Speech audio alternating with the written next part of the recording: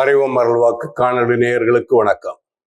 சென்ற வாரம் நாபோத்தின் திராட்சை தோட்டம் அபகரிக்கப்படுதல் பற்றி சிந்தித்தோம். இந்த வாரம் இறைவாக்கினர் மீகாயாவின் செய்தி பற்றி சிந்திப்போம். 1 அரசர் 20வது பிரிவில் இஸ்ரேலுக்கும் சிரியாவுக்கும் இடையில் நடந்த போரில் சிரியா தோல்வியை சந்தித்தது. இஸ்ரேலின் அரசன் ஆகாபு சிரியாவின் அரசனான பெனதாதுவுடன் ஒரு உடன்படிக்கை செய்து கொண்டார். அதன்படி பெனதாதுவின் தந்தை இஸ்ரேலிடமிருந்து கைப்பற்றிய நகர்கள் அனைத்தும் திருப்பி கொடுக்கப்பட வேண்டும். மேலும் இஸ்ரேல் வணிகர்கள் தமாஸ்கு நகரில் வணிகம் செய்வதற்கு தடைகள் இருக்கக்கூடாது. இஸ்ரேல் சிரியா நாடுகளுக்கு இடையில் ஏற்பட்ட உடன்படிக்கை இரு நாடுகளுக்கு இடையிலும் சில காலத்திற்கு அமைதியை கொண்டு வருகிறது. அதற்கு இன்னொரு முக்கிய காரணமும் இருந்தது. அசீரியா ஒரு வல்லரசாக இருந்தது. அருகில் இருந்த நாடுகளை அச்சுறுத்தி கொண்டிருந்தது. அசீரியாவை எதிர்ப்பதற்கு அருகிலிருந்த நாடுகள் இணைந்து நிற்க வேண்டிய தேவை ஏற்பட்டது. அசீரிய அரசனான 3ஆம் சால்மனேசர் மேற்கு பகுதியை நோக்கி முன்னேறி கொண்டிருந்தான். கிமு 853 சிரியாவின் தெற்கு பகுதியை கைப்பற்ற முனைந்தான். இப்போது சிரியா, இஸ்ரேல் உட்பட 12 நாடுகளின் கூட்டமைப்பு அசீரியாவை எதிர்த்து போரிட்டது. இதனால் அசீரிய அரசனால் அப்பகுதியை தனது கட்டுப்பாட்டுக்குள் கொண்டு வர முடியவில்லை. அசீரியாவை எதிர்ப்பதற்காக ஒரே கூட்டணியில் இருந்த சிரியாவுக்கும் இஸ்ரேலுக்கும் இடையில் மீண்டும் மோதல்கள் எழுகின்றன. சிரியாவின் மன்னன் பெனதாதுவுக்கும் இஸ்ரேலின் அரசன் ஆகாபுவுக்கும் இடையில் ஏற்பட்ட உடன்படிக்கையின்படி பெனதாது இஸ்ரேலிடமிருந்து கைப்பற்றிய நகர்களை திருப்பி கொடுக்க வேண்டும். ஆனால் பெனதாது அந்நகர்களை திருப்பி கொடுத்ததாக தெரியவில்லை. இதன் காரணமாக மோதல்கள் தொடர்கின்றன. இஸ்ரேலுக்கு சொந்தமான ராமோத்து கிலேயாது இப்போது சிரியாவின் கட்டுப்பாட்டில் இருக்கிறது என்பது தெரிகிறது. அந்நகரை பெனதாது திருப்பி கொடுக்காமல் இருக்கலாம். இந்த சூழலில் இஸ்ரேலின் அரசனான ஆகாபுவுக்கும் யூதாவின் அரசனான யோசபாத்திற்கும் இடையில் நல்ல நட்பு ஏற்படுகிறது. அவர்களின் நட்புக்கு காரணமாக 2 அரச குடும்பங்களுக்கும் இடையே ஏற்பட்ட திருமண உறவு இருந்தது. ஆகாபின் மகளான அத்தாலியாவை யோசபாத்தின் மகன் யோராம் திருமணம் செய்கின்றார். இவ்வாறு 2 குடும்பங்களுக்கும் இடையில் நட்புறவு ஏற்பட்ட சூழ்நிலையில் ஆகாபு யோசபாத்திடம் உதவி கேட்கிறார். சிரியர்களின் கட்டுப்பாட்டில் இருக்கும் ராமோத்து கிலேயாதை மீட்டெடுப்பதற்காக இந்த உதவி கேட்கப்படுகிறது.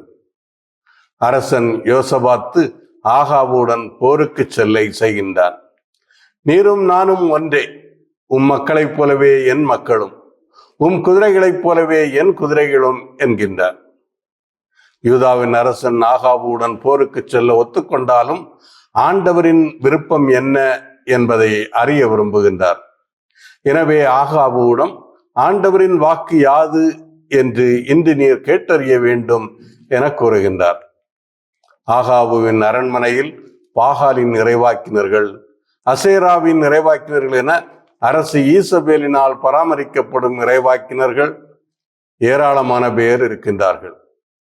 அவர்களில் ஏறத்தாழ 400 போலி இறைவாக்கினர்களை ஆகாபு கூட்டி வரச் செய்கின்றான். அவர்களிடம், நான் ராமோத்து கிலேயாதின் மீது போரிடப் போகலாமா கூடாதா என ஆண்டவரின் விருப்பத்தை கேட்கின்றார். அவர்களும் ஒரே குரலாக, போகலாம், அரசராகி உம் கைகளில் ஆண்டவர் அதனை ஒப்படைப்பார் என்கின்றனர். யூதாவின் அரசன் யோசபாத்து அவர்கள் போலி இறைவாக்கினர்கள் என்பதை கண்டுகொள்கிறார். அவர்களில் ஆண்டவரின் இறைவாக்கினர்கள் யாரும் இல்லை என்பதை தெரிந்து கொள்கிறார். எனவே ஆகாபுவிடம், ஆண்டவரின் இறைவாக்கினர்கள் ஒருவரேனும் இங்கில்லையா என கேட்கின்றார். அவரிடம் கேட்டால் ஆண்டவருடைய விருப்பத்தை அறிந்து கொள்ளலாம் என அவர் நினைக்கிறார். ஆகாபு ஆண்டவரின் இறைவாக்கினர் ஒருவர் இருக்கிறார் என ஒத்துக்கொள்கிறார். ஆனால் அவருடன் அரசனுக்கு நல்ல உறவு இல்லை. எனவே அவருடைய செய்திகளை கேட்பதற்கு ஆகாபு விரும்பவில்லை. இருந்தாலும் யோசபாத்து கேட்டதால் அவரை நோக்கி, இம்லாவின் மகன் மீகாயா என்னும் ஒருவன் இருக்கிறான். அவன் மூலம் ஆண்டவரை கேட்டு அறிந்து கொள்ளலாம். ஆனால் அவனை நான் வெறுக்கிறேன். ஏனெனில் அவன் நல்லது என்று தீங்கானதையே எனக்கு இறைவாக்காய் உரைக்கிறான் என கூறுகின்றான். உண்மை பல நேரங்களிலும் கசப்பாகத்தான் இருக்கும். ஆனால் உண்மையை தவிர்க்க முடியாது. யூதாவின் அரசன் யோசபாத்தின் வேண்டுதலுக்கு இணங்கி அரசன் ஆகாபு இறைவாக்கினர் மீகாயாவை அழைத்து வர அன்னகன் ஒருவனை அனுப்புகிறார். அவன் மீகாயாவை அழைக்கச் செல்லுகையில் அரண்மனையில் போலி இறைவாக்கினர்கள் அரசருக்கு பிடித்தமான செய்திகளை சொல்கின்றனர். போலி இறைவாக்கினர்களின் தலைவனாக இருந்த கெனானாவின் மகன் செதேக்கியா என்பவன் இரும்பு கொம்புகளை செய்து அவற்றை அரசரிடம் காட்டி, இவற்றால் நீர் சிறியரை குத்தி அவர்களை அழித்து விடுவீர் என்று ஆண்டவர் கூறுகிறார் என கூறினான். மற்றெல்லா போலி இறைவாக்கினர்களும் செதேக்கியாவின் செய்தியை ஆதரித்து பேசிக் கொண்டிருந்தனர். ராமோத்து கிளையாதை தாக்குவீர், வெற்றி கொள்வீர், ஏனெனில் அரசராகி உம் கைகளில் ஆண்டவர் அதனை ஒப்படைப்பார் என கூறினார். இறைவாக்கினர் மீகாயாவை அழைக்கச் சென்ற அன்னகனுக்கு போலி இறைவாக்கினர்கள் அரசரிடம் கூறிய செய்திகள் தெரியும். மீகாவின் மீது அன்னகனுக்கு மிகுந்த மதிப்பு இருந்தது. மீகாயா ஆண்டவரின் இறைவாக்கினர். எனவே ஆண்டவர் அருளும் வார்த்தைகளையே அவர் பேசுவார். அரசரை போற்றி அவர் விரும்பும் விதத்தில் பேச மாட்டார் என்பது அன்னகனுக்கு தெரியும்.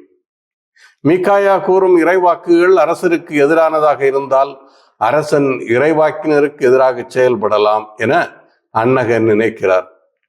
எனவே அவர் இறைவாக்கினர் மீகாயாவிடம், இதோ இறைவாக்கினர் அனைவரும் ஒரே வாய்ப்பட அரசருக்கு உகந்ததாகவே இறைவாக்கு உரைத்துக் கொண்டிருக்கின்றனர். உம் வாக்கு அவர்களது வாக்கை போல் இருக்கட்டும், அரசருக்கு உகந்ததாகவே பேசும் என எச்சரிக்கின்றார். அவரை பாதுகாக்கும் நோக்குடன் அதை கூறுகின்றார். ஆனால் இறைவாக்கினர் மீகாயா அவரிடம், ஆண்டவர் மேலாணை, ஆண்டவர் என்னிடம் சொல்வதையே நான் உரைப்பேன் என கூறுகின்றார். உண்மையான இறைவாக்கினர்கள் எந்த சூழ்நிலையிலும் ஆண்டவரின் வார்த்தைகளுக்கு எதிராக செயல்படுவதில்லை. இறைவாக்கினர் மீகாயா அரண்மனையை அடைந்து விட்டார்.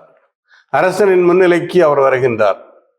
அரசன் ஆகாபு அவரிடம் நேரடியாகவே, மீகாயா, நாங்கள் ராமோத்து கிளையாதின் மீது போரிடப் போகலாமா கூடாதா என கேட்கின்றார். மீகாயா உடனடியாக, போகலாம், வெற்றி கொள்வீர், அரசராகிய உம் கைகளில் ஆண்டவர் அதனை ஒப்படைப்பார் என போலி இறைவாக்கினர்கள் கூறியதையே கூறுகின்றார். அரசன் கேட்க விரும்பிய வார்த்தைகள் தான் அவை. ஆனால் ஆண்டவரிடமிருந்து அறிந்த வார்த்தைகளாக அவை இல்லை. மீகாயா அரசனை திருப்திப்படுத்துவதற்காக கூறுவதாகவும் தெரியவில்லை. அரசனை பரிகசிப்பதாகவே தெரிகின்றது.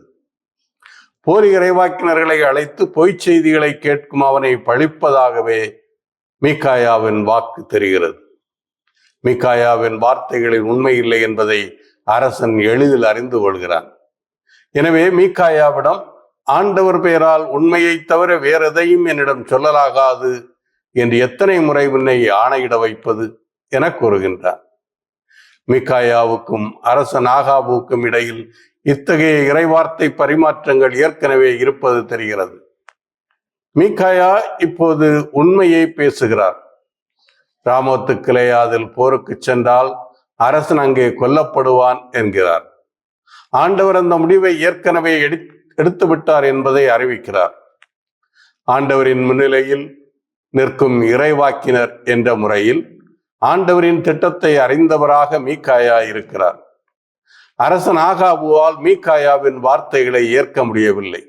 எனவே அரசன் யோசபாத்தை நோக்கி, இவன் நல்லது என்று தீங்கானதையே எனக்கு இறைவாக்காய் உரைப்பான் என்று உம்மிடம் நான் கூறவில்லையா என கூறுகின்றார்.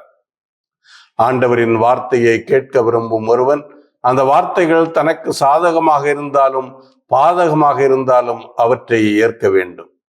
தான் விரும்புவதைத்தான் ஆண்டவர் கூற வேண்டும் என்று அடம்பிடிப்பது தவறு. தான் விரும்புவதை மட்டுமே கேட்க விரும்பும் எவரும் ஆண்டவரின் வார்த்தைகளுக்கு செவி கொடுப்பது கடினம்.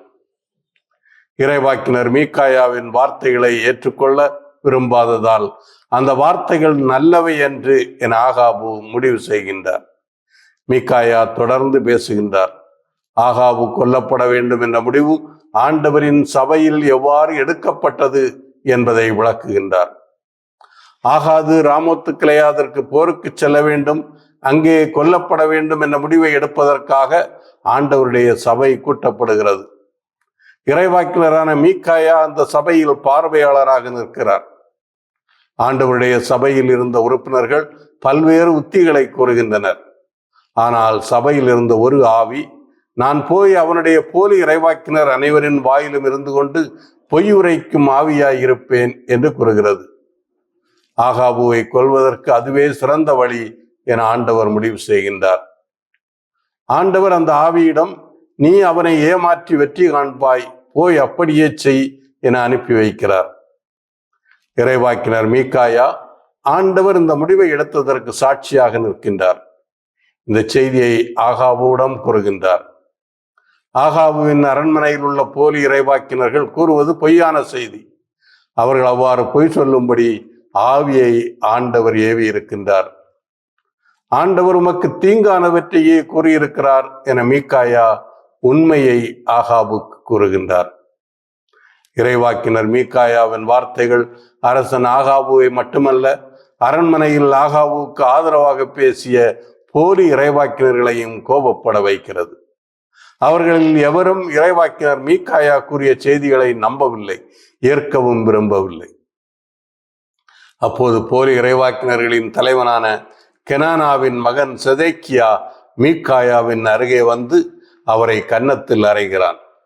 ஆண்டவரின் இறைவாக்கினரான மீகாயாவுக்கும் போலி இறைவாக்கினரான செதேக்கியாவுக்கும் இடையில் விவாதம் ஏற்படுகிறது.